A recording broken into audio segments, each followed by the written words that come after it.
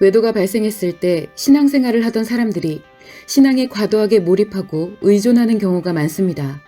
심지어 신자가 아니었던 사람들조차 신앙에 과도하게 몰입하는 경우도 많습니다.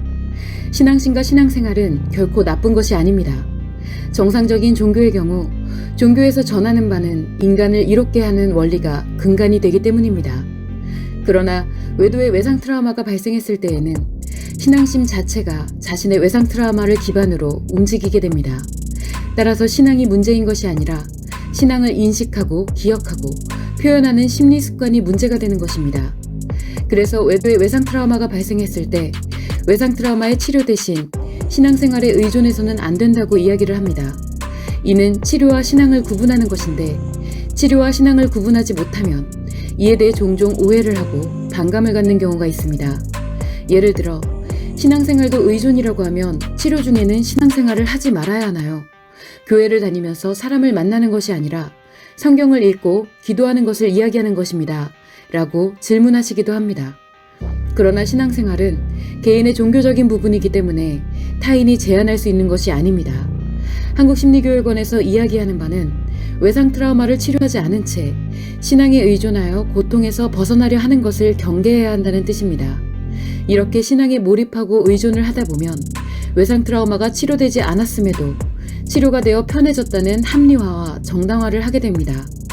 이는 외상 트라우마가 악화되어 중증 심리장애가 발생할 때 마음이 편안해진다는 원리를 모르기 때문에 하는 생각입니다.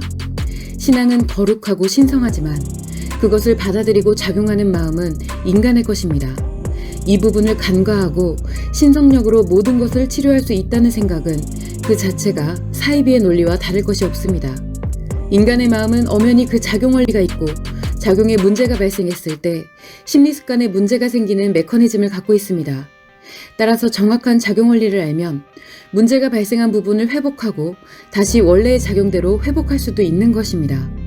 그러나 외도에 대한 마음의 작용 원리, 외상 트라우마의 고통의 원리를 이해할 수 없다면 이것이 탈인간적인 것으로 느껴지면서 신앙의 힘으로만 극복할 수 있을 것이라 생각되기도 합니다. 그만큼 외상 트라우마의 고통은 마치 산지옥과도 같은 엄청난 고통입니다. 이에 대해 분명히 치료의 노력으로 회복할 수 있음에도 신앙에만 의존을 한다면 이것은 사실상 신앙생활을 하는 것이 아니라 자신의 외상 트라우마를 악화시켜 편해지려는 자기 합리화, 자기 정당화일 뿐입니다. 반면 외상 트라우마를 치료하고자 KRP 마음치료를 시작하게 되면 경전에서 말하는 이치가 선명하게 해석되면서 신앙심이 더욱 굳건하고 강해집니다. 이때의 신앙생활은 자신의 치료와 행복에 대한 의지로서 신앙심을 더욱 굳건하게 할 수 있는 원동력이 됩니다. 이것이 진정한 신앙생활일 것입니다. 다만 마음치료를 시작했더라도 교회에 나가서 다른 사람들과 상처를 공유하며 개인적인 인간관계를 갖게 되면 치료가 매우 늦어지거나 자칫 심각한 위기가 발생할 수도 있습니다.